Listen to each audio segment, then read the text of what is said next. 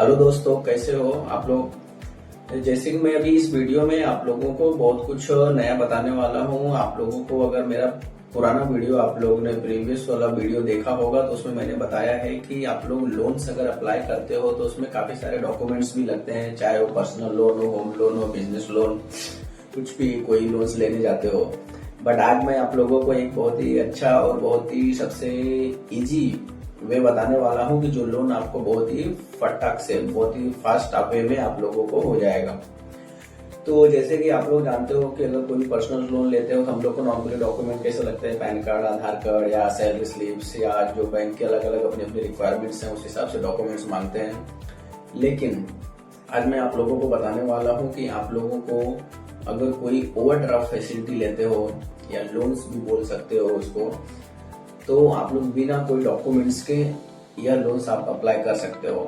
कि जी हाँ, जैसे कि आप लोग समझो आप लोगों का कहीं पे सेविंग्स अकाउंट है, आप यूज कर रहे हो। अगर आप लोग कहीं आप लोग का एफडी फिक्स डिपॉजिट पड़ी हुई हो तो उसके ऊपर भी आप लोग ओवरड्राफ्ट फैसिलिटी ले सकते हो। तो आजकल हर बैंक प्रोवाइड करती है। अगर आपके एफडी कहीं पड़ी हुई हो, एफडी के ऊपर जो भी आपको इंटरेस्ट मिल रहा है, आपका पैसा कहीं कहीं पड़ा हुआ है, तो आप उसको एज इट इज वैसे ही पड़े मत रहने दीजिए। उस पैसे पे तो आप लोग का इंटरेस्ट तो मिल ही रहा है, बैंक प्रोवाइड कर रही है, प्लस उस एफडी पे आप लोगों को बैंक ओवरड्राफ्ट फैसिलिटी भी प्रोवाइड करती है। जी हाँ, आप लोगों को ओडी फैसिलिटी मिल रही है आपके उस एफडी जो फिक्स डिपॉजिट पड़ी हुई है उसके ऊपर। क्योंकि आपका फिक्स डिपॉजिट आप लोगों का एक बहुत बड़ा कोलेटरल, बहुत बड़ा सिक्योरिटी होता है बैंक के लिए, जो बैंक को आप देते हो एफडी। बट आजकल ओवरड्राफ्ट फैसिलिटी लेने के लिए आप लोगों को आप बैंक क्या करती है, जितना आपका एफडी का अमाउंट होता है उसके ऊपर 75% से 90% तक का आप लोगों को ओवरड्राफ्ट फैसिलिटी प्रोवाइड करती है बैंक आपके उस एफडी अमाउंट के ऊपर। तो एफडी के अमाउंट के ऊपर भी आप लोग ओवरड्राफ्ट फैसिलिटी ले सकते हो।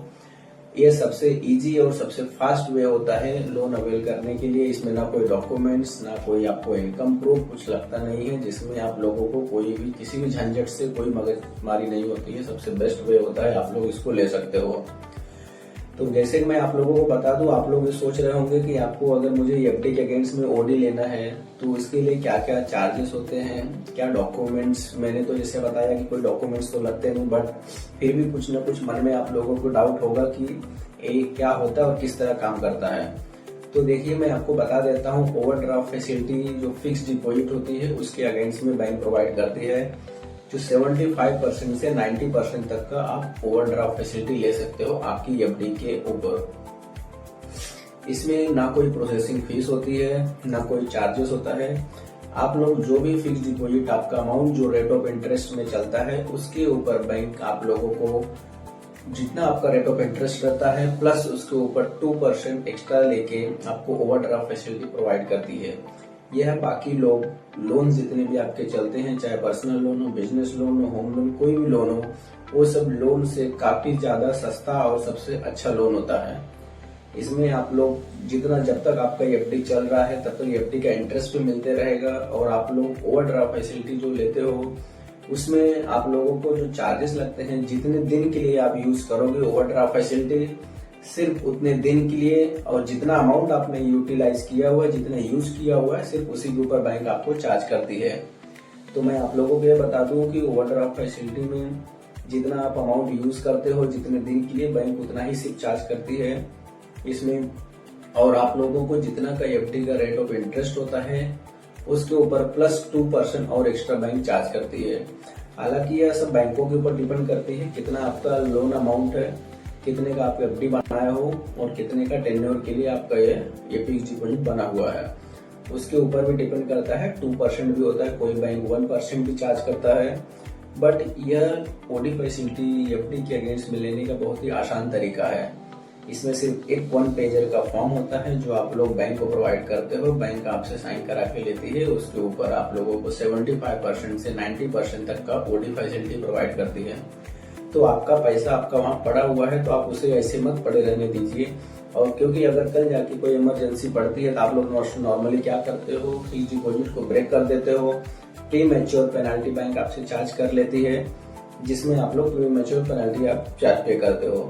बट अगर आप यही चीज अगर आप ओवरड्राफ्ट फैसिलिटी लेके रखते हो उस एफडी के ऊपर, तो बैंक इसमें आपका पैसा आप 75% से 90% तक आपका जो लिमिट सेटअप करा के रखते हो वो पैसा आप यूज कर सकते हो। तो 90% तक आप इसे यूज कर सकते हो आपका पैसा, बिना कोई एफडी ब्रेक किए, बिना कोई नुकसान किए। ना इसमें कोई प्रीमेच्योर पेनल्टी लगेगी, ना ही कोई आपको एफडी ब्रेक होगी पहले। तो आपका पैसा भी यूज होते रहेगा, आपका एफडी भी बनी रहेगी, और जितने दिन के लिए आपने जितना अमाउंट यूज करते हो उतने दिन के लिए बैंक आपसे सिर्फ चार्ज करती है।